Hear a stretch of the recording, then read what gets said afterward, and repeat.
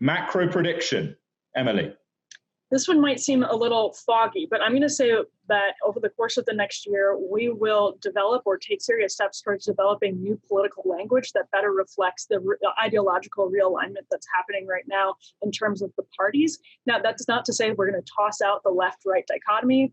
That's not going anywhere, but we are going to have to start thinking about terms like moderate and centrist and radical and far right and far left in very different ways. So I think over the course of the next year, our understanding of those terms collectively, not just here in Washington and in the Beltway, is really going to start to shift.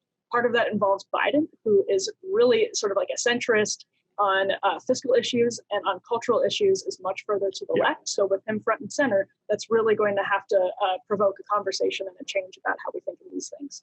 Very good. Eleanor. With the vaccine coming online, there's a lot of discussion about people not trusting the government, not wanting to take it, and the anti-vaxxers are out there. I think once you see President Biden, Vice President Kamala Harris, former President Barack Obama, endless figures bellying up to the television camera and putting their arms out and getting the injection, I think you're going to see a substantial portion of the American public eager to get this vaccine. And I think the bigger problem is going to be the shortage of available vaccine coming online and figuring out, who to get it and to avoid the special treatment that is often endemic in American life.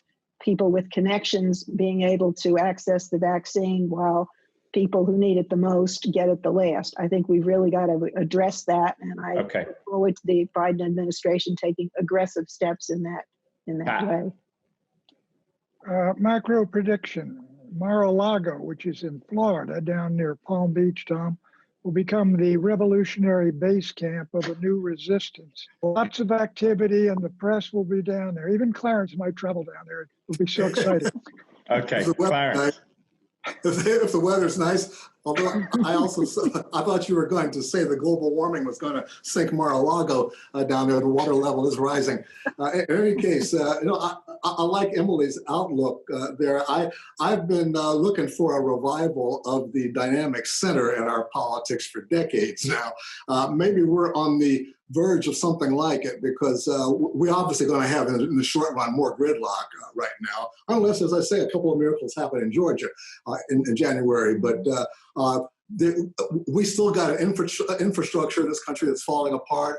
We still have a yawning wage and income gap that's getting bigger. We've got common problems across party lines, and we need to find common solutions. Americans used to be good at that. Mitch McConnell and Joe Biden used to be good at it. Maybe we're going to start to see them work at it again. All right. I make a macro prediction on Clarence's point that the biggest issue we face as a country, certainly domestically, entitlement reform will not get resolved. But thank you very much for watching, and we hope you have a good rest of the weekend.